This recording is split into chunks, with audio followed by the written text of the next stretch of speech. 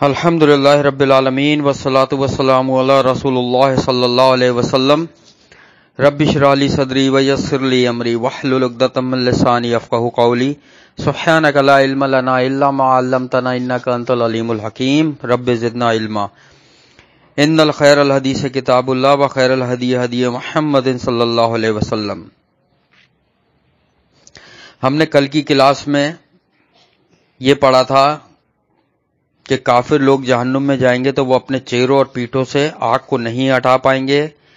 قیامت والے دن ان پر بدحواسی طاری ہوگی، یا وہ نشے میں ہوں گے، لیکن ایسا اصل میں ہوگا نہیں، وہ قیامت کے خوف سے بدحواس اور نشے میں ہوں گے، ٹھیک ہے۔ اور کسی میں بھی یہ طاقت نہیں کہ قیامت کو ٹال سکے یا اس کو آگے بڑھا سکے یا پہلے لے آئے، یہ اللہ ہی کو پتا ہے جب وہ لے کر آئے گا۔ اور وہ جلدی کرتے ہیں کہ جیسے پہلے انبیاءوں کی قوموں نے کیا کہ ہمت ہے تو لے کر آؤ، اگر سچے ہو تو قیامت لے کر آؤ یا عذاب لے کر آؤ، اور بالآخر جب وہ آ جاتا ہے تو پھر اللہ کی طرف سے مہلت نہیں ملتی۔ یہ ہم پڑھ چکے ہیں، انشاءاللہ اب ہم آگے چلیں گے۔ اعوذ باللہ السمیع العلیم من الشیطان الرجیم من ہمزہ ونفخہ ونفثہ۔ وَلَقَدِ اسْتُهْزِئَ بِرُسُلٍ مِّن قَبْلِكَ فَحَاقَ بِالَّذِينَ سَخِرُوا مِنْهُم مَّا كَانُوا بِهِ يَسْتَهْزِئُونَ۔ اب اللہ تعالیٰ فرما رہے ہیں مذاق کیا کئی رسولوں کے ساتھ آپ سے پہلے بھی، پھر گھیر لیا ان لوگوں کو جو مذاق کرتے تھے، ان میں سے اس عذاب نے تھے وہ جس کے ساتھ مذاق کرتے۔ اللہ تعالیٰ فرما رہے ہیں نبی صلی اللہ علیہ وسلم سے کہ آپ پریشان مت ہوں، جو آپ سے پہلے رسول اور انبیاء گزرے ہیں ان کی قوم نے بھی مذاق کیا تھا، اپنے رسولوں کا مذاق اڑایا تھا، اور پھر کیا ہوا کہ گھیر لیا عذاب نے، اور کیسے کہ جس کا وہ مذاق اڑاتے تھے اسی طریقے سے عذاب نے ان کو گھیر لیا کہ وہ اپنی ہنسی مذاق میں زندگی گزار رہے تھے، اوندھے پڑے رہ گئے، اور وہ بادل کی گرج یا کڑک یا بارش یا ہواؤں کا عذاب جو ہمیں پڑا تھا قوم عاد، قوم سمود، ٹھیک ہے، حضرت نوح علیہ السلام کی قوم، لوط علیہ السلام کی قوم، موسیٰ علیہ السلام کی قوم، جب عذاب نے گھیرا تو ختم سب کر دیا۔ جب اللہ کا عذاب آتا ہے نا بیٹا، کوئی ٹیکنالوجی کچھ کام نہیں آتا۔ یہ جتنے بھی انہوں نے ریئیکٹر اسکیل بنائے ہوئے کہ ہم زلزلے کو نوٹ کر لیتے ہیں، ہم یہ کر لیتے ہیں، ہم وہ کر لیتے ہیں، اللہ کا جب عذاب آتا ہے تو کوئی کچھ نہیں کر سکتا۔ سونامی جو آیا تھا کیا کر لیا کسی نے؟ 80,000 سے زیادہ لوگ اس میں جاں بحق ہوئے تھے۔ 80,000 اہمیت رکھتا ہے، اور 3 ممالک میں آیا تھا، انڈونیشیا میں تھا، انڈیا میں تھا، اور میرا خیال ہے ملائیشیا میں تھا، یا 80,000 سے زیادہ لوگ جہاں بحق ہوئے تھے۔ کیا کر لیا؟ کچھ بھی نہیں کر سکتے۔ تو نبی صلی اللہ علیہ وسلم کو اللہ تعالیٰ تسلی دے رہے ہیں کہ آپ ان کے ہنسی مذاق کرنے سے پریشان نہیں ہو، ان پر اگر عذاب آ گیا تو پھر یہ ٹال نہیں پائیں گے، بس اللہ مہلت دے رہا ہوتا ہے، ٹھیک ہے۔ کیوں دے رہا ہوتا ہے اگلی آیت میں انشاءاللہ ہم سنتے ہیں اس کو۔ قُلْ مَن يَكْلَؤُكُم بِاللَّيْلِ وَالنَّهَارِ مِنَ الرَّحْمَٰنِ بَلْ هُمْ عَن ذِكْرِ رَبِّهِم مُّعْرِضُونَ۔ اب اللہ تعالیٰ فرما رہے ہیں کہہ دیجئے کون حفاظت کرتا ہے تمہاری رات میں اور دن میں رحمان کے عذاب سے، بلکہ وہ اپنے رب کے ذکر سے اعراض کرنے والے ہیں۔ اب اللہ تعالیٰ فرما رہے ہیں کہ تمہاری حفاظت کون کرتا ہے؟ یہ تم گناہ کے کام کر رہے ہو اس سرزمین پر۔ ایک تو کفار کو بھی اللہ تعالیٰ مخاطب ہے یہاں پہ کہ جو سری کافر ہیں، جو اللہ، قرآن، نبی صلی اللہ علیہ وسلم کسی کو مانتے ہی نہیں ہیں، ان سے بھی مخاطب ہے، اور پھر ہم سے بھی، مسلمانوں سے بھی اس میں خطاب ہے کہ ہم جو اگر نمازیں چھوڑ رہے ہیں، ہم روزے چھوڑ رہے ہیں، ہم زکوٰۃ، خیرات، صدقے، ہم رشتہ داروں سے تعلق توڑ رہے ہیں، ہم ماں باپ کی اگر نافرمانی کر رہے ہیں، تو اللہ ہماری حفاظت کر رہا ہے، اپنے عذاب کو روکے ہوا ہے، اللہ مہلت دے رہا ہوتا ہے۔ اللہ تعالیٰ کافروں کو بھی دے رہا ہے مہلت، اور وہ مسلمان جو بدترین گناہوں میں ملوث ہیں یا ہلاک کرنے والے گناہوں میں ملوث ہیں، اللہ تعالیٰ مہلت دے رہا ہوتا ہے کہ بھائی وقت سدھر جاؤ، بھائی وقت سدھر جاؤ۔ اللہ کے سوا کون ہے اور پھر اللہ تعالیٰ فرما رہے ہیں بلکہ وہ اپنے رب کے ذکر سے اعراض کرنے والے ہیں. اب یہ خاص جو ہے نا کافروں کی بات ہے کہ بلکہ اس میں ذکر کا لفظ ہے نا، تو ذکر ہم نے کیا پڑھا تھا سورہ طٰہٰ میں کہ اللہ کے ذکر کے لیے نماز قائم کرو. تو اس میں مسلمانوں سے بھی خطاب ہے کہ وہ لوگ جو نمازیں نہیں پڑھتے، اللہ کے ذکر سے دور ہیں، اور کافر تو ہیں ہی ہیں، ظاہر ہے وہ بھی نہیں پڑھتے نماز، جب وہ ایمان ہی نہیں لاتے نماز کیا پڑھیں گے. تو اللہ تعالیٰ فرما رہے ہیں وہ اللہ کے ذکر سے دور ہیں، پھر بھی اللہ رحمان جو ہے، اللہ نے دیکھو اپنی یہاں صفت کون سی استعمال کری ہے، رحمان، رحم کرنے والا، کہ اللہ کتنا زیادہ رحم کرنے والا ہے کہ انسان مسلسل نافرمانی کے کام کر رہا ہوتا ہے پھر بھی عذاب نہیں آتا اس کے اوپر، کہ اللہ مہلت دے رہا ہوتا ہے کہ بھائی وقت سدھر جاؤ، وقت سدھر جاؤ. دیکھ لو اکثر دیکھا ہوگا بے نمازی ہوتا ہے یا روزے نہیں رکھ رہا یا وہ ترقیاں ہو رہی ہیں کاروبار میں، خوب آفس میں بھی بڑی ترقیاں ہو رہی ہیں، تو اللہ نے اپنا روکا ہوا ہے کہ اللہ پکڑتا نہیں ہے اتنی آرام سے. دیکھو ایک چیز ذہن میں رکھو، جب اللہ پکڑتا ہے نا تو پھر کوئی بچت کا راستہ نہیں ہوتا، پھر وہ چاروں طرف سے پکڑتا ہے. یہ جو لوگ کہتے ہیں نا وقت آئے گی جو دیکھا جائے گا یوں ہوگا، وہ یہ سوچ رہے ہوتے ہیں کہ یار کوئی راستہ شاید بچنے کا نکل جائے گا. کوئی راستہ، اللہ کی پکڑ ایسی ہوتی ہے پھر بچنے کا راستہ نہیں ہوتا اس میں. اور اس وقت فائدہ کیا پھر اگر بندہ راہ راست پہ آنے کی سوچے، کیونکہ وہ پکڑ ایسی ہوتی ہے کہ پھر آدمی یا تو وہ ملک الموت آ جاتے ہیں کہ روح قبض کرنے، یا قبر میں پتہ لگتا ہے، تو فائدہ کیا ہے پھر اگر پتہ لگے اس وقت. تو بہرحال یہاں اللہ نے اپنی ایک صفت بیان کری کہ اتنا رحمان ہے کہ انسانوں کے گناہوں کی وجہ سے جو عذاب آنے والا ہوتا ہے اللہ اس کو روک رہا ہوتا ہے، یا کافروں پر بھی جو زمین میں چل پھر رہے ہیں اللہ کی نافرمانی کر رہے ہیں، اللہ تعالیٰ نے اپنے عذاب کو روک کے رکھا ہوا ہے، جبکہ وہ اللہ کو یاد نہیں کرتے نہ اللہ پر ایمان لاتے ہیں. اگلی آیت کی طرف چلتے ہیں. ام لهم آلهة تمنعهم من دوننا لا يستطيعون نصر أنفسهم ولا هم منا يصحبون. اب اللہ تعالیٰ فرما رہے ہیں کیا ان کے لیے اور معبود ہیں جو بچاتے ہیں ان کو ہمارے سوا. اللہ تعالیٰ فرما رہے ہیں کیا وہ یہ سوچتے ہیں کہ اللہ کے سوا کوئی بچا سکتا ہے ان کو اللہ کے عذاب سے یا اللہ کی پکڑ سے. بیٹا یہ ذہن میں رکھو.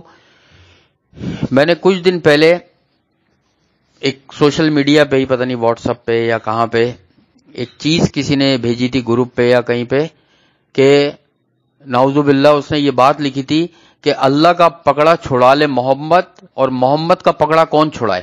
نعوذ باللہ من ذالک، استغفر اللہ، سبحان اللہ، سبحان اللہ عما یصفون. کتنی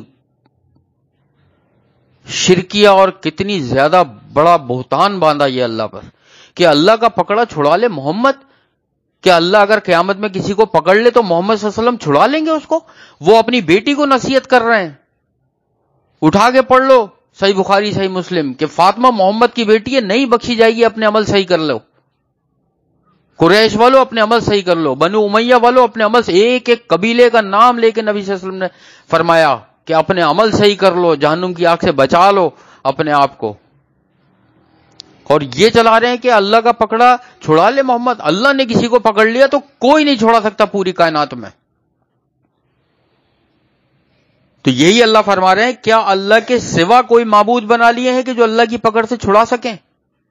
سوچو اللہ کی پکڑ آ جاتی ہے تو کوئی بھی نہیں چھڑا سکتا، کوئی بھی نہیں چھڑا سکتا.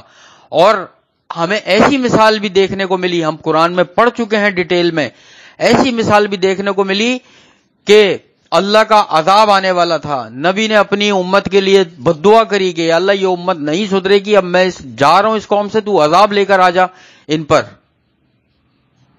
اور نبی چلے گئے اپنی قوم کو چھوڑ کر، اور اللہ عذاب نہیں لے کر آیا. کون سی قوم تھی؟ حضرت یونس علیہ السلام کی قوم. کیا واقعہ تھا، کتنی سبق آموز چیز ہے کہ یہاں اللہ تعالیٰ فرما رہے ہیں اللہ نے پکڑ لیا تو کوئی چھڑا نہیں سکتا، اور اللہ کسی کو چھوڑنا چاہے تو پھر نبی نے جو اپنی قوم کے بارے میں اللہ سے کہا تھا کہ عذاب لے کر آ جا، اللہ نے وہ بھی روک دیا. اللہ جو چاہتا ہے کرتا ہے. بیٹا تھوڑا سمجھو اللہ کا درجہ انبیاؤں سے بہت اوپر ہے. اللہ خالق ہے اور انبیاء جو ہیں وہ مخلوق ہیں. وہ تو اللہ کو سجدہ کرتے تھے. یونس علیہ السلام کی قوم نے کیا کیا تھا؟ وہ نکل گئے، وہ ڈر گئی پیچھے قوم کہ عذاب آئے گا، گر گئے سجدے میں، اللہ تعالیٰ سے رو رو کے استغفار کری، اللہ نے روک دیا عذاب. یہ اللہ کی شان ہے. اللہ تعالیٰ کو کوئی مجبور کر سکتا ہے کیا کہ عذاب لے کر آ جائے یا عذاب روک دے؟ یہ جو اللہ چاہتا ہے وہ کرتا ہے. تو سمجھے کہ اللہ فرما رہے تم نے کیا معبود بنا لیے؟ کوئی اللہ کی پکڑ سے نہیں بچا سکتا، اللہ کے عذاب سے. اور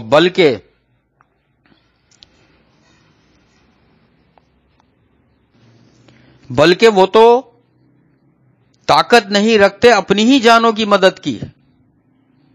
اللہ تعالیٰ فرما رہے ہیں اللہ سے بچانا تو دور کی چیز ہے، وہ تو اپنی جان بچانے کی طاقت نہیں رکھتے، دوسروں کی جانیں کیا بچائیں گے؟ پڑھ لو قرآن کی آیت ہے لا یستطیعون، کہ وہ استطاعت رکھتے ہی نہیں ہے، کوئی بھی استطاعت طاقت نہیں رکھتا کہ وہ اپنی جان بچا سکے، تو وہ دوسروں کو کیا بچائیں گے؟ اور نہ وہ ہمارے عذاب سے محفوظ رکھے جاتے ہیں کہ وہ خود بھی نہیں بچ سکتے اور دوسروں کو بھی نہیں بچا سکتے، اور نہ مدد کیے جاتے ہیں. پھر وہ تینوں چیزیں آ گئیں اس میں کہ کوئی ایسی طاقت نہیں جو اللہ کا عذاب روک دے، کوئی ایسی طاقت نہیں کہ اپنے آپ کو عذاب سے بچا لے، اور کوئی ایسی طاقت نہیں کہ جو کسی تیسرے کو بچا لے. من ذا الذی یشفع عنده الا باذنہ، یاد رکھا کرو یہ قرآن کی آیت کو، آیت الکرسی کی. کسی میں اتنی ہمت اور طاقت نہیں ہے کہ اللہ کی اجازت کے بغیر سفارش کر سکے. تو کون اللہ کے عذاب سے بچا سکتا ہے، اللہ کا عذاب روک سکتا ہے؟ ہم ہر طرح کی مثال قرآن میں اللہ نے بیان کر دی ہے. اب بھی ہماری آنکھیں اگر نہیں کھلی اللہ کے بارے میں، توحید کیا ہے یہ سمجھنے کے بارے میں، تو پھر سوچو ہم تو بڑی گمراہی میں چلے جائیں گے. یہ کھول کھول کے اللہ نے آیتیں بیان کی ہیں. ٹھیک ہے، انشاءاللہ اگلی آیت کی طرف چلتے ہیں. بل متعنا هؤلاء وآباءهم حتى طال عليهم العمر أفلا يرون أنا نأتي الأرض ننقصها من أطرافها أفهم الغالبون. اب اللہ تعالیٰ فرما رہے ہیں بلکہ ہم نے فائدہ دیا ان کو اور ان کے باپ دادا کو یہاں تک کہ طویل ہو گئی ان کی عمریں. اللہ تعالیٰ فرما رہے ہیں کہ ہم نے ان کو اور ان کے باپ دادا کو فائدہ دیا، خوب پیسہ بھی دیا، یعنی فائدہ کا مطلب پیسہ دیا، کاروبار میں برکتیں دی، اور ان کی عمر بڑھتی چلی گئی. خوش ہو گئے وہ کہ ہم تو اتنے اللہ کے نیک بندے ہیں، ہمارے پاس پیسہ بھی آ رہا ہے، مال اولاد بھی ہے، اور عمریں بھی ہماری لمبی ہیں. پھر کیا وہ نہیں دیکھتے کہ بے شک ہم آتے ہیں زمین کو کم کرتے آئے اور اس کو اس کے کناروں سے. اب اللہ تعالیٰ فرما رہے ہیں کہ کیا وہ نہیں دیکھتے ہم زمین کو اس کے کناروں سے کم کرتے ہوئے آ رہے ہیں. مطلب کہ کفار کا زور ختم ہوتا ہوا آ رہا ہے، دین اسلام زمین پر تیزی سے پھیل رہا ہے. احسن البیان اور تیسر القرآن دونوں کی یہی تفسیر ہے کہ زمین کو کم کرنے کا مقصد یہ ہے کہ اسلام جو ہے دنیا میں تیزی سے پھیل رہا ہے اور کفر مٹ رہا ہے، کفر کم ہوتا جا رہا ہے. کفر ابھی دیکھ لو دنیا میں ہر ملک میں مسلمان رہتے ہیں، ہر ملک میں، یہاں تک کہ اسرائیل میں بھی مسلمان رہتے ہیں، اور تیزی سے بڑھ رہی ہے مسلمانوں کی آبادی. الحمدللہ مسلمانوں کی آبادی بڑھنے کی شرح جو ہے نا وہ 3.9 یا 4.1 ہے، جو اس وقت کبھی ٹاپ پر آ جاتی ہے، کبھی سیکنڈ وہ ہوتی ہے، سیکنڈ نمبر پہ ہائیسٹ ہے. پریشان ہے کفار اس سے کہ اتنی سپیڈ سے شرح بڑھ رہی ہے مسلمانوں کی. الحمدللہ. اور اسی لیے نبی صلی اللہ علیہ وسلم نے حدیث میں فرمایا تھا کہ ایسی عورتوں سے شادی کرو جو زیادہ بچے جننے والی ہوں، کہ میں مسلمانوں کی تعداد پہ فخر کر سکوں. تو اللہ تعالیٰ کفار کو کم کرتے چلے آ رہے ہیں، زمین پر گھٹاتے چلے آ رہے ہیں. کفار کے لیے زمین تنگ ہوتی آ رہی ہے. اور پھر اس پہ وہ ساری حدیثیں ہم پڑھ چکے ہیں کہ حضرت عیسیٰ علیہ السلام آئیں گے تو اس وقت کیا ہوگا. چن چن کے زمین کا ہر ذرہ، پیڑ پتا، پودے سب گواہی دیں گے یہاں پر یہودی چھپا ہوا ہے مارو، یہاں پر یہودی چھپا ہوا ہے مارو. وہ کرتے کرتے پوری زمین سے کفار پاک ہو جائیں گے. ٹھیک ہے، تو اللہ تعالیٰ کفار کے لیے زمین کو تنگ کرتے آ رہے ہیں، یعنی کم کرتے ہوئے آ رہے ہیں۔ پھر اللہ تعالیٰ فرما رہے ہیں کیا پھر بھی وہی غالب ہیں، مطلب وہ یہ گمان کرتے ہیں کہ وہ غالب ہیں۔ غالب کا مطلب اقتدار میں، پاور میں، ایسا نہیں ہے، اقتدار میں، پاور میں مسلمان ہیں۔ کیوں ہم پیچھے ہیں؟ ہم پیچھے کیوں ہیں؟ اس کے پیچھے میں حدیث ایک سناتا ہوں کہ نبی صلی اللہ علیہ وسلم نے ایک دفعہ صحابہ کرام سے فرمایا کہ ایک وقت ایسا آئے گا کہ تمام قومیں تم پر ایسے ٹوٹیں گی جیسے کہ ایک بھیڑیا اس پہ ٹوٹتا ہے، یا بھوکے دسترخوان پہ جیسے نہیں ٹوٹتے، ایک بھیڑیا اگر بھیڑیے ہوں بہت سارے، وہ ریوڑ پہ کیسے ٹوٹتے ہیں، بکریوں کا یا بھیڑوں کا ریوڑ جا رہا ہو تو بھیڑیے کیسے حملہ کرتے ہیں چاروں طرف سے اگر حملہ کریں۔ تو صحابہ کرام نے پوچھا کہ نبی صلی اللہ علیہ وسلم کیا ہم زیادہ تعداد میں نہیں ہوں گے اس وقت، بہت کم ہوں گے جو وہ ہم پہ کفار ٹوٹیں گے؟ تو نبی صلی اللہ علیہ وسلم نے فرمایا تم لوگ سب سے زیادہ تعداد میں ہوگے اس وقت، لیکن تم لوگ جہاد کو چھوڑ دو گے۔ آج دیکھ لو مسلمانوں نے جہاد چھوڑا ہوا ہے تو کیا ہو رہا ہے، چاروں طرف ہر ملک اٹھا کے دیکھ لو اسلامی، وہاں پہ جو ہے نا مسئلے مسائل کھڑے ہیں، اس کے چاروں طرف جو ہے نا کفار ٹوٹے میں، انہی کے فیصلے چل رہے ہیں، انہی کی عدالتیں ہیں، انہی کا نظام ہے، انہی کا سسٹم ہے، انہی کا سب کچھ ہے، کیونکہ جہاد کو چھوڑ دیا مسلمانوں نے۔ تو اللہ تعالیٰ یہ فرما رہے ہیں کہ ابھی بھی وہ سمجھتے ہیں غالب ہیں، غالب مسلمان ہوں گے۔ اگر مسلمانوں نے اللہ کی رسی کو مضبوطی سے تھام لیا، دین پر آ گئے، تو یقیناً مسلمان ہی غالب ہوں گے، اور ایسا ہوا ہے۔ میں بھی اس کی ڈیٹیل میں نہیں جا رہا، آپ سے 400 500 600 سال پہلے کے اگر واقعات اٹھا کر پڑھو کس کس ملک میں مسلمانوں نے کیا کیا کیا اور کیسے کیسے غالب ہوئے، میں اس کی مثال دے چکا ہوں۔ اسپین کی مثال دی تھی میں نے، لیبیا کی مثال دی تھی، اس پہ میں نے پوری اس کی میں قصے بتا چکا ہوں کہ کیسے مسلمان غالب ہوئے تھے۔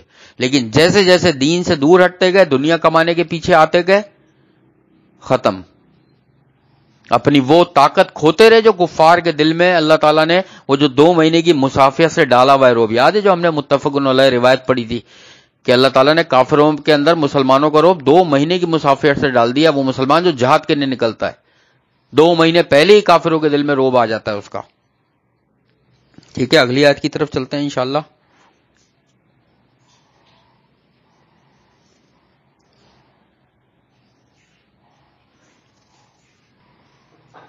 قل انما انذركم بالوحي ولا يسمع الصم الدعاء اذا ما ينذرون۔ اب اللہ تعالیٰ فرما رہے ہیں کہہ دیجئے یقیناً میں ڈراتا ہوں تمہیں وحی کے ذریعے سے، اور نہیں سنتے بہرے پکار کو جب کبھی وہ ڈرائے جائیں۔ اللہ تعالیٰ نے نبی صلی اللہ علیہ وسلم سے فرمایا آپ یہ کہہ دیجئے، کیا کہہ دیجئے کہ میں تو وحی کے ذریعے سے، اللہ کا جو کلام آتا ہے، اللہ کی طرف سے جو بات آتی ہے، جو وحی آتی ہے، اس سے ڈراتا ہوں تمہیں، مگر بہرے جو لوگ ہوتے ہیں وہ نہیں سنتے کہ اس سے ڈر جائیں۔ اور حقیقت ہے، ہم نے پڑھا تھا نا، سم بکم عمی فہم لا یرجعون، گونگے بہرے اندھے، کہ سننے والے تو تھے لیکن قرآن کی بات ان کے دل تک نہیں اترتی تھی، قرآن کی بات ان کے دل تک نہیں اترتی تھی، اس لیے وہ بہرے تھے۔ ہر وہ شخص جو دین اسلام میں نہیں آ رہا ہے، کافر ہے، ٹھیک ہے، قرآن نہیں سنتا ہے، نہیں اللہ پر ایمان لاتا ہے، وہ بہرا ہے کہ اللہ کی وحی دنیا میں آ چکی ہے، نبی صلی اللہ علیہ وسلم نے ڈرا دیا اللہ کی وحی سے، اس قرآن ڈراتا ہے اللہ سے، اللہ کے عذاب سے، جہنم سے، لیکن وہ بہرا ہے کہ وہ ڈر جائے، وہ سمجھو کہ وہ بہرا ہے، وہ سنتا ہی نہیں ہے۔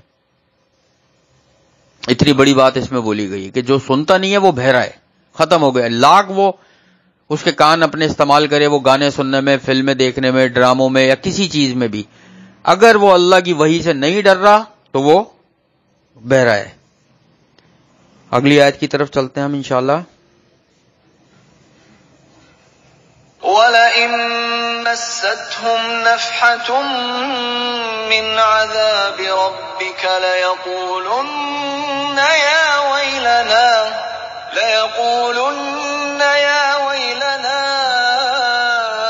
إِنَّا كُنَّا ظَالِمِينَ۔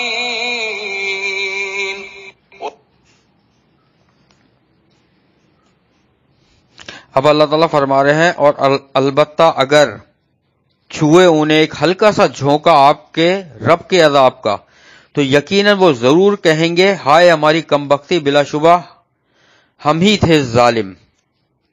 اب اللہ تعالیٰ فرما رہے ہیں کہ اگر آپ کے رب کا اللہ کی طرف سے ہلکا سا بھی عذاب کا جھونکا ان کو چھو جائے نا تو پھر کہیں گے ہم ہی ظالم تھے۔ اس کی میں ایک بہت بڑی اس آیت کی مثال سمجھاتا ہوں، ایک دو جملے بولوں گا اور تم لوگ سمجھ جاؤ گے کہ یہ کیا بات ہے۔ ابھی 1.5-2 سال پہلے کورونا آیا پوری دنیا میں، ابھی دوبارہ آ رہا ہے، اللہ رحم کرے۔ 1.5-2 سال پہلے کورونا آیا، پوری دنیا بند ہو گئی، لوگوں کے کاروبار ختم ہو گئے، گھر بیٹھ گئے، نوکریاں چلی گئیں، دکانیں بند، سب کچھ بند ہو گیا، معاشی طور پہ لوگ بالکل بدحال ہو گئے۔ تو کیا کہنا شروع کیا لوگوں نے؟ مسجدوں سے اعلان ہونے لگے بھائی استغفار کریں، لوگ استغفار کرنے لگے کہ یہ واقعی ہماری غلطیاں ہیں کہ جس کی وجہ سے اللہ کا یہ عذاب آیا۔ تو یہی تو اللہ فرما رہے ہیں، جب ہلکا سا، یہ تو ہلکا سا اللہ نے ایک جھلک دکھائی، وہی اللہ تعالیٰ فرما رہے ہیں ایک جھلک کا ذکر اللہ نے استعمال کیا اس میں کہ ہلکا سا جھونکا، نفحتن۔ نفحتن کا مطلب کہتے ہیں ایسی چیز جو محسوس کراتے ہوئے گزر جائے، بس جھونکا ٹائپ کا۔ یہ گزرا ہی نا کورونا، کیا ہوا؟ لاکھوں لوگ دنیا میں مارے گئے کورونا سے، لاکھوں کی تعداد میں مارے گئے، بلکہ لاکھوں تو ایک ایک ملک میں مارے گئے۔ اٹلی میں اموات لاکھوں میں ہوئی ہیں، صرف انڈیا میں لاکھوں میں ہوئی ہیں۔ اگر کورونا سے حساب لگاؤ تو کروڑوں میں ہوں گی اموات جو ہوئی ہوں گی دنیا میں۔ یہ ہلکا سا جھونکا تھا بس۔ تو پھر لوگ کہتے ہیں ہم ظالم تھے، ہم سے غلطیاں ہوئیں۔ تو بھائی اس سے پہلے کہ اللہ کی بڑی پکڑ آئے استغفار کرنا چاہیے انسان کو۔ استغفار دیکھو، حضرت یونس علیہ السلام کی قوم نے استغفار کیا، جو عذاب ان پہ طے ہو چکا تھا کہ نبی نے دعا کری اور وہ چلے گئے کہ اب ان پر عذاب آئے گا، اللہ نے وہ روک دیا۔ دیکھو جو اللہ چاہتا ہے وہ کر سکتا ہے۔ اللہ اپنے فیصلوں پر پورا کرنے پر قادر ہے، وہ عذاب لانے پر، وہ عذاب روکنے پر، وہ زندگی دینے پر، وہ موت دینے پر۔ یہ اللہ کی شان ہے۔ سورہ کہف میں ہم نے پڑھا کہ وہ کتنے سال سوتے رہے؟ غار میں 309 سال۔ اب تم ذرا سا حساب لگاؤ کہ 309 سال اگر کوئی لڑکا سوئے گا تو وہ بڑھاپے میں اٹھے گا نا۔ وہ لڑکے ویسے ہی جوان تھے جس حال میں وہ سوئے تھے 309 سال، اٹھنے کے بعد وہ جوان نہیں ہو گئے تھے، ان کی عمر اللہ تعالیٰ نے روک دی۔ یہ دیکھو، یہ مت دیکھو، ہم تو ایک پہلو دیکھتے ہیں بس کہ 309 سال سو گئے، اللہ کا معجزہ ہے۔ یہ معجزہ بھی دیکھو کہ اللہ تعالیٰ نے ان کے جسم کو بڑھنے سے روک دیا تھا، ان کے بال، ان کے ناخن روک دیے تھے بڑھنے سے، ان کو پشی، ان کو پوٹی، رفع حاجت اللہ نے روک دی تھی 309 سال تک، ان کے آنسو، ان کا پسینہ سب روک دیا تھا اللہ تعالیٰ نے، ان کے بال وغیرہ، بھویں، سب کچھ رک گیا تھا۔ 309 سال تک ایسے ہی وہ لیٹے رہے اور کروٹیں لیتے رہے اللہ کے حکم سے آگے پیچھے، لیکن ان کی عمر نہیں بڑھی۔ یہ دوسرا معجزہ تھا اسی میں۔ پہلا تو یہ تھا کہ 309 سال سوتے رہے، اور دوسرا معجزہ یہی تھا کہ ان کی عمر نہیں بڑھی۔ تو بیٹا اللہ اختیار ہے سارا اللہ کے پاس، ہم کیوں بھول جاتے ہیں؟ ہر چیز اللہ کے لیے ہے، ہر کام اللہ کی طرف کو پلٹنا ہے، ہر انسان، ہر مخلوق کو اللہ کی طرف پلٹنا ہے۔ میں بس ایک حدیث اب سناتا ہوں اور انشاءاللہ تفسیر کا اختتام کریں گے۔ مجھے آج یہ راستے میں یاد آئی، اس کی تفصیل انشاءاللہ میں بتاؤں گا، بہت لمبی تفصیل ہے لیکن حدیث سناتا ہوں میں، اور یہ ہم پڑھ چکے ہیں کچھ دن پہلے، میرا خیال ہے سورہ نساء یا مائدہ جب ہم تفسیر کر رہے تھے تو انعام کی نہیں، مائدہ یا نساء کی تفسیر کر، اس وقت ہم نے یہ پڑھی تھی، اس وقت شارٹ انٹروڈکشن دیا تھا میں نے۔ نبی صلی اللہ علیہ وسلم ایک بار مال غنیمت تقسیم کر رہے تھے لوگوں میں۔ مال غنیمت تو پتہ نا جو جنگ میں حاصل کرتے ہیں، وہ تقسیم کر رہے تھے۔ تو ایک شخص اٹھا اور نبی صلی اللہ علیہ وسلم سے کہنے لگا اتقوا اللہ، کہ نبی صلی اللہ علیہ وسلم اللہ سے ڈریے۔ نبی صلی اللہ علیہ وسلم کا چہرہ مبارک ایک دم سنجیدہ ہو گیا اور غصے میں آ گئے، اور نبی صلی اللہ علیہ وسلم فرمایا تو مجھے کہہ رہا ہے اللہ سے ڈریے؟ مجھ سے زیادہ کوئی ہے اللہ سے ڈرنے والا؟ یعنی وہ شخص کا یہ اپنی سوچ ہوگی یا کچھ ہوگی کہ یہ غلط تقسیم کر رہے ہیں یا نا انصافی کر رہے ہیں، عدل و انصاف نہیں کر رہے، واللہ العالم، اللہ بہتر جانتا ہے۔ بہرحال اس نے کہا کہ اللہ سے ڈریے، تو نبی صلی اللہ علیہ وسلم ایک دم غصہ ہو گئے، صحابہ کرام اٹھے حضرت عمر فاروق رضی اللہ تعالیٰ عنہ یا حضرت علی رضی اللہ تعالیٰ عنہ، اور نبی صلی اللہ علیہ وسلم سے کہنے لگے کہ آپ اجازت دیں تو، اور یہ کہہ کے وہ چلا گیا، یہ کہہ کے وہ مجلس سے نکل گیا، صحابہ کرام اس کو جاتا ہوا دیکھ رہے تھے، تو یہ اٹھے صحابی اور پوچھنے لگے نبی صلی اللہ علیہ وسلم آپ اجازت دیں تو اس کی گردن اتار دیں ہم؟ نبی صلی اللہ علیہ وسلم نے فرمایا کہ نہیں، رہنے دو، شاید کہ یہ نماز پڑھتا ہو۔ پہلی چیز تو یہ تھی کہ چھوڑ دیا، اور دوسری ایک اور روایت میں ہے، شاید نماز پڑھتا ہوا، یہ الگ روایت ہے، دوسری ایک روایت میں ہے کہ نبی صلی اللہ علیہ وسلم نے ارشاد فرمایا کہ رہنے دو، اس کی پشت سے ایسے لوگ پیدا ہوں گے، سننا میرے الفاظ کو کہ جو میں حدیث کے الفاظ سنا رہا ہوں میرے اپنے نہیں ہیں، نبی صلی اللہ علیہ وسلم نے فرمایا اس کی پشت سے ایسے لوگ پیدا ہوں گے کہ ان کا قرآن پڑھنا تم سنو گے یا دیکھو گے تو تم اپنے قرآن پڑھنے کو حقیر جانو گے۔ صحابہ کرام سے فرما رہے ہیں کہ تم ایسے لوگ پیدا ہوں گے کہ وہ قرآن پڑھیں گے تو تم لوگ سمجھو گے اصل میں تو انہوں نے پڑھا ہے قرآن، صحیح معنوں میں اتنی اچھی تلاوت قرات بہترین انداز سے پڑھیں گے، اور تم لوگ حقیر جانو گے اپنے آپ کو۔ پھر نبی صلی اللہ علیہ وسلم نے فرمایا لیکن وہ قرآن ان کے حلق سے نیچے نہیں اترے گا، اس پہ عمل نہیں ہوگا ان کا کچھ بھی۔ یہ حدیث کے الفاظ بتا رہا ہوں کہ عمل نہیں ہوگا ان کا، قرآن پڑھنا دیکھ لو گے، تم سن لو گے تو اپنے قرآن پڑھنے کو حقیر جانو گے، کم سمجھو گے کہ وہ پڑھتے ہیں۔ پھر ایک اور کیا بات فرمائی نبی صلی اللہ علیہ وسلم نے کہ ان کی نمازیں تم پڑھتا ہوا دیکھو گے انہیں تو اپنی نمازوں کو حقیر جانو گے، اتنے بہترین طریقے سے وہ نماز پڑھیں گے، اپنی نمازوں کو حقیر جانو گے۔ سمجھ میں آئی کیا باتیں بولی؟ اب اس حدیث کا آخر بتاؤں کیا فرمایا نبی صلی اللہ علیہ وسلم نے؟ سوچو کہ نبی صلی اللہ علیہ وسلم نے فرمایا کہ ان کا قرآن پڑھنا ایسا ہوگا کہ صحابہ کرام اپنے قرآن کو حقیر جانیں گے کہ یار یہ کیا پڑھ رہے ہیں، واقعی سبحان اللہ ماشاء اللہ ہم تو نہیں پڑھتے اتنا۔ پھر نبی صلی اللہ علیہ وسلم نے فرمایا ان کی نمازوں کو دیکھو گے تو اپنی نمازوں کو حقیر جانو گے۔ پھر نبی صلی اللہ علیہ وسلم نے ارشاد فرمایا کہ اور وہ دین سے ایسے نکل جائیں گے جیسے تیر کمان سے نکل جاتا ہے، وہ نکل جائیں گے دین سے، وہ خارجی ہوں گے، خارج کا مطلب نکلنے والا دین سے۔ اور یہ ایک فتنہ ہے جو ابھی مسلمانوں میں پھیلا ہوا ہے، محلے محلے، گھر گھر، یونیورسٹیوں میں، کالجوں میں پکے مسلمان ہیں، ہر وقت قرآن کی بات کریں گے، حدیث کی بات کریں گے، نماز کے پکے پابند، لیکن دین سے ایسے خارج ہیں کہ جیسے تیر کمان سے نکل جاتا ہے۔ اور اس خوارج پر بہت زیادہ احادیث ہیں، بہت زیادہ، کہ اگر اس پہ خطبہ جمعہ دیا جائے تو وہ بھی کم پڑے، 1-1.5 گھنٹے میں نہیں بیان کی جا سکتی ہیں۔ خوارج کون ہے اور ان کی پہچان کیا ہے اور کہاں کہاں رہتے ہیں اور کیا کرتے ہیں، وہی ہم میں ہی رہتے ہیں، یہ ہمارے ہی آس پاس کے مسلمان ہیں، ہمارے ہی ہو سکتا ہے پڑوس میں ہوں، کالج میں، یونیورسٹی میں، آفسوں میں، اور ہیں ہم دیکھتے ہیں، لیکن دین سے ایسے نکل گئے ہیں جیسے تیر کمان سے نکل جاتا ہے۔ ان کی خصوصیات ہیں بہت ساری۔ یہ لوگ اپنے سوا کسی کو مسلمان نہیں سمجھتے، سب سے بڑی ان کے اندر برائی ہے۔ یہ لوگ حکمران کے خلاف خروج کرنے کو جائز قرار دیتے ہیں، یعنی حکومت کے خلاف احتجاج کرنا، حکومت کے خلاف روڈوں پر نکلنا، ان کا تختہ گرا دینا، حکمرانوں کو چینج کر دینا جائز قرار دیتے ہیں، اور دین اسلام نے سختی سے منع کیا ہے اس کو۔ یہ لوگ بے نمازی کو پکا سری کافر سمجھتے ہیں، یہ لوگ اپنے سوا کسی کو مسلمان سمجھتے ہی نہیں ہیں، یہ ایسے لوگ ہیں۔ اور یہ اتنا تیزی سے فتنہ پھیل رہا ہے کہ کالج یونیورسٹیوں میں مختلف جگہوں سے کمپلین آئی ہے کہ ایسے ایسے آگے ہیں کہ جو پکے نمازی ہیں، پکے اپنے آپ کو مومن کہتے ہیں، ہر وقت قرآن اور نماز کی بات کرتے ہیں، اور ان کے یہ عقائد ہیں۔ تو یہ حدیث میں بتا دیا تھا کہ وہ ایسے دین سے نکل جائیں گے، کبھی بتاؤں گا انشاءاللہ، وہ ایسے دین سے نکل جائیں گے جیسے تیر کمان سے نکل جاتا ہے۔ یہ تھوڑی سی میں نے حدیث کی ڈیٹیل بتائی، ورنہ اس پر بہت کچھ ہے خوارج پر بولنے کو۔ بیٹا اس چیز سے بچنا ہے ہمیشہ، اللہ کا اختیار ہے، جس کو چاہے بخشے اور جس کو چاہے نہیں بخشے۔ بے نمازی ایسی چیز ہے واقعی کفر سے ملاتی ہے، لیکن ہم بے نمازی کو ایسا کافر نہیں کہہ سکتے جیسا ہندو ہے کافر۔ وہ اللہ کا معاملہ ہے کہ اللہ بے نمازی کے ساتھ کیا کرے گا۔ قرآن میں تو یہ اللہ تعالیٰ نے فرمایا کہ پوچھا جائے گا جب جہنم والوں سے کہ تمہیں کس چیز نے جہنم میں داخل کیا، تو وہ کہیں گے ہم نماز نہیں پڑھتے تھے۔ یہ قرآن کی آیت کا ترجمہ بتا رہا ہوں کہ وہ کہیں گے ہم نماز نہیں پڑھتے تھے، لیکن اس پہ کفر کا فتویٰ لگانا، اور بلکہ کفر کے فتوے کے ساتھ پتہ ہے کیا کہتے ہیں، واجب القتل ہے، یہ لوگ کہتے ہیں کہ ہمارے سوا تمام مسلمان واجب القتل ہیں.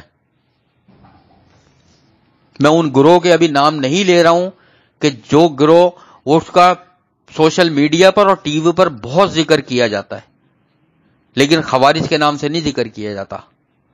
ان گروہ کو کسی اور نام سے ذکر کیا جا رہا ہے، وہ میں بھی کسی وجہ سے اس تفسیر میں نہیں لے رہا ہوں وہ نام، کیونکہ میں نام لوں گا فوراً تم لوگ پہچان جاؤ گے میں کس کی بات کر رہا ہوں. ٹی وی پہ بہت آتا ہے اس کا، خبروں میں بہت ذکر کیا جاتا ہے ایسے گروہوں کا، ایسے گروپس کا، ایسے لوگوں کا، لیکن حدیث میں وہ خوارج کے نام سے، اس لیے میں نے خوارج کا لفظ پہ ہی اکتفا کیا ہے. میں ان گروہ پر نہیں جا رہا ہوں ابھی. ان گروہ کی ساری باتیں وہی ہیں جو خوارج میں مسلمان کو واجب القتل سمجھتے ہیں، بے نمازی کو ایسا کافر سمجھتے ہیں کہ قتل کر دیا جائے. ہرگز ایسا نہیں ہے بیٹا. وہ اپنے آپ کو کسی کو مسلمان سمجھتے ہی نہیں اپنے آپ کے علاوہ. تو ہمیشہ اس چیز سے بچنا. اللہ جس کو چاہے گا بخشے گا، جس کو چاہے گا معاف کرے گا. یہ اللہ کی صفت رحمان ہے. اللہ نے ابھی فرمایا کہ ہم نے عذاب کو روک کے رکھا ہوا ہے. ہاں انسان کو کوشش پوری کرنی چاہیے، کیونکہ فرائض کے بارے میں اللہ پوچھے گا، حرام حلال کے بارے میں 100% اللہ تعالیٰ پوچھے گا. اور پکڑ لیا اللہ نے، پھر اللہ کے عذاب سے بچانے والا کوئی نہیں ہوگا الا یہ کہ اللہ خود ہی رحم کر دے. تو بس یہ ضروری تھا اس فتنے کے بارے میں بتانا. انشاءاللہ ڈیٹیل پھر کبھی بتاؤں گا. اللہ سے دعا ہے جو کچھ بھی ہم نے پڑھا ہے اس پہ عمل کرنے کی توفیق عطا فرمائے، اور ہمیں خوارج جیسے بدترین فرقوں سے ہمیں، ہمارے اہل و عیال کو اور تمام سننے والوں کو، پڑوسیوں کو، ہمارے رشتہ داروں کو محفوظ رکھے. یا اللہ جو کچھ بھی ہم نے قرآن سے پڑھا ہے ہمیں اس پہ عمل کرنے کی توفیق عطا فرما دے. ہمیں نبی صلی اللہ علیہ وسلم کی سنتوں پر عمل کرنے کی توفیق عطا فرما دے. ہمارا حسن و اخلاق جو ہے وہ بہترین بنا دے. ہمارے پڑوسی، ہمارے رشتہ دار، ہمارے بہن بھائی، ہمارے والدین اور ہمارے ساتھ جتنے بھی کام کرنے والے لوگ ہیں یا اللہ ہمیں ان کے ساتھ بہترین سلوک کرنے کی توفیق عطا فرما دے. ہماری زبانوں میں وہ نرمی پیدا فرما دے اللہ جو لوگوں کو تیرے دین کی طرف لے کر آئے. میرے اللہ اے میرے اللہ تمام لوگوں کی تمام مشکلات، پریشانیوں اور بیماریوں اور آزمائشوں کو دور فرما دے. اللہ جس طرح تو نے دنیا میں ہم سب کو قرآن پاک پڑھنے کے لیے یہاں جمع فرمایا ہے، قیامت والے دن اور جنت الفردوس میں بھی ہم سب کو جو بھی پڑھ رہے ہیں یا سن رہے ہیں ہمیں جنت الفردوس میں جمع فرما دے. میرے اللہ تو ہمارے گھروں میں، ہمارے رزق میں، ہمارے عمل میں، ہمارے علم میں بے حساب برکتیں عطا فرما دیجیے، اس میں اضافہ فرما دیجیے.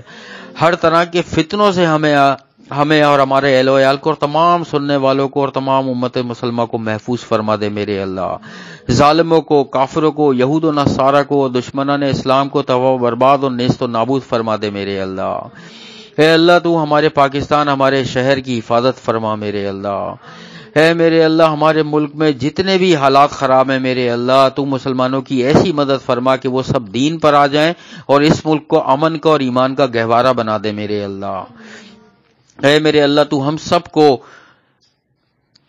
حج اور عمرہ کرنے کی سعادت نصیب فرما دے. میرے اللہ اے میرے اللہ ہمیں رمضان میں اور ہمارے عام دنوں میں ایسی عبادت کرنے کی توفیق عطا فرما دے جس میں ریاکاری نہ ہو، غرور، تکبر، منافقت نہ ہو، اور تو جس سے راضی ہو جائے. میرے اللہ اے اللہ ہماری دعاؤں کو، عبادتوں کو اور ہر نیک عمل کو اپنی بارگاہ میں قبول اور مقبول فرما لیجئے. اے اللہ ہماری موت اس حال میں آئے کہ ہم قرآن پاک سیکھ رہے ہوں، سکھا رہے ہوں. میرے اللہ اے میرے اللہ ہم ہر ایسے ملک میں جانے سے تیری پناہ میں آتے ہیں، ہر ایسے کام سے، ہر ایسی نوکری اور کاروبار سے اور ہر ایسے فتنے سے، ہر ایسی بیماری سے، ہر ایسے ڈر اور خوف سے تیری پناہ میں آتے ہیں اللہ جس سے ہم تیرے قرآن یا تیری مساجد یا نبی صلی اللہ علیہ وسلم کی سنتوں سے دور کر دیے جائیں. میرے اللہ آخرت میں ہمارا حساب کتاب انبیاء، شہداء، صدیقین اور سلف صالحین کے ساتھ فرما دیجیے گا. ہمیں نبی صلی اللہ علیہ وسلم کا ساتھ، ان کی شفاعت اور ان کے ہاتھوں سے آب کوثر نصیب فرما دیجیے گا. ہم سب کو ان 70,000 لوگوں میں شامل فرما دیجیے گا جو بغیر حساب کتاب کے تیری رحمت سے جنت الفردوس میں جائیں گے. اللہم انا نسألوک الہدی والتقی والعفاف والغنی رب ارحمہما کما ربیانی صغیرا. اللہم انی اعوذ بک من زوال نعمتک وتحویل عافیتک وفجاعۃ نقمتک وجمیع سخطک. اللہم انا نسألوک الجنۃ الفردوس وقنا عذاب النار. اللہم انا نسألوک الجنۃ الفردوس وقنا عذاب النار. اللہم انا نسألوک الجنۃ الفردوس وقنا عذاب النار. ربنا تقبل منا انک انت السمیع العلیم وتب علینا انک انت التواب الرحیم. سبحان اللہ عما یصفون وسلام علی المرسلین والحمد للہ رب العالمین. اللہم آمین. سبحانک اللہم و بحمدک نشہد ان لا الہ الا انت نستغفرک و نتوب الیک. السلام علیکم ورحمۃ اللہ وبرکاتہ.